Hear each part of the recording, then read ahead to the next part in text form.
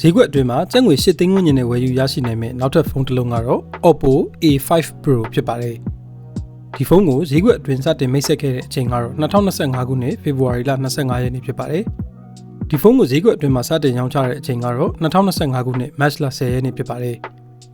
ဖုန်းရဲ့ body အရွယ်အစားကတော့အလျား 6.49 လက်မအနံ 2.9 လက်မနဲ့အထူကတော့ 3.31 လက်မဖြစ်ပါတယ်ဖုန်းရဲ့အလေးချိန်က194 gram ရှိပြီး nano sim card 2 ကတ်ကိုထည့်သွင်းအသုံးပြုနိုင်မှာပဲဖြစ်ပါတယ်ဒီဖုန်းကရေနစ်ဖုန်တွေရဲ့ဒဏ်ကိုလည်းအတော်အတန်ခံနိုင်ရရှိတယ်လို့ဖော်ပြထားပါတယ်ဖုန်းရဲ့ display အမျိုးအစားကတော့ IPS LCD display အမျိုးအစားဖြစ်ပါတယ် display ရဲ့ကက်လက်ပြတ်အရွယ်အစားကတော့ 6.69 လက်မဖြစ်ပါတယ် resolution ကတော့ 720x1604 pixel ဖြစ်ပါတယ်အချိုးအစားကတော့20အချိုး9ဖြစ်ပါတယ် display ကိုကာကွယ်ပေးထားတဲ့အမှန်သားမျက်နှာပြင်ကတော့ Corning Gorilla Glass 7i ဖြစ်ပါတယ်ဒီဖုန်းရဲ့ operating system ကတော့ Android 15 operating system ဖြစ်ပါတယ်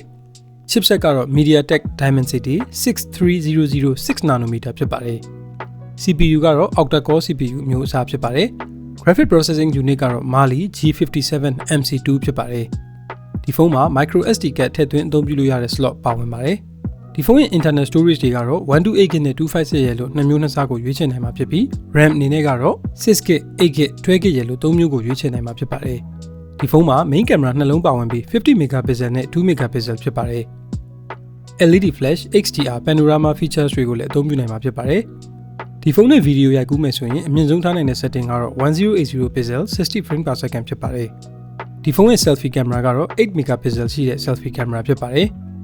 ဒီ selfie camera နဲ့ဗီဒီယိုရိုက်ကူးမယ်ဆိုရင်အမြင့်ဆုံးထားနိုင်တဲ့ setting ကတော့ 1080 pixel 30 frame per second ဖြစ်ပါတယ်ဒီဖုန်းမှာကြည်လင်ပြတ်သားတဲ့ stereo speaker တွေပါဝင်ပါတယ်သို့တော့ 3.5mm audio jack တော့ပါဝင်ခြင်းမရှိပါဘူး Wi-Fi Bluetooth GPS FM radio အစရှိတဲ့ unique smartphone တွေရဲ့ common features တွေပါဝင်ပါတယ်ဒီဖုန်းရဲ့ main connection အပေါက်ကတော့ USB Type-C 2.0 ဖြစ်ပါတယ် security feature အနေနဲ့ fingerprint ကိုဖုန်းရဲ့ဘေးဘက်မှာထည့်သွင်းပေးထားပါတယ်ဒီဖုန်းမှာတပ်ဆင်ပေးထားတဲ့ battery ရဲ့ capacity ကတော့ 5800 mAh ဖြစ်ပါတယ်ထည့်သွင်းပေးထားတဲ့ charger ကတော့ 45W wire charger ဖြစ်ပြီးအား90%ကို35မိနစ်အတွင်းသွင်းနိုင်မယ်လို့ဖော်ပြထားပါတယ်ရရှိနိုင်တဲ့အရောင်တွေကတော့ပန်းရောင်အညိုရောင်နဲ့အပြာရောင်တို့ဖြစ်ပါတယ်ဒီဖုန်းဟာဈေးကွက်အတွင်းမှာကျပ်ငွေ8သိန်းဝန်းကျင်နဲ့ဝယ်ယူရရှိနိုင်မယ့်နောက်ထပ်ဖုန်းတစ်လုံးဖြစ်ပါတယ်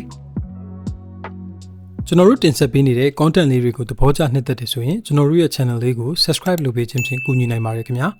comment တိုင်းကိုလည်းကျွန်တော်တို့တည်တည်ချာချာဖတ်ပါတယ်အားလုံးကိုကျေးဇူးတင်ပါတယ်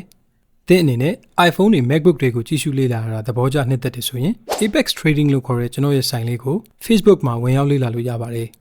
Apex Trading မှာအဓိကအားဖြင့် iPhone, MacBook, iMac, Mac mini အပြင် IT နည်းပညာဆိုင်ရာပစ္စည်းမျိုးစုံကိုအသစ်ရော second hand အနေနဲ့ပါအယောင်းအဝယ်အလဲအထက်ပြုလုပ်ပေးပါတယ်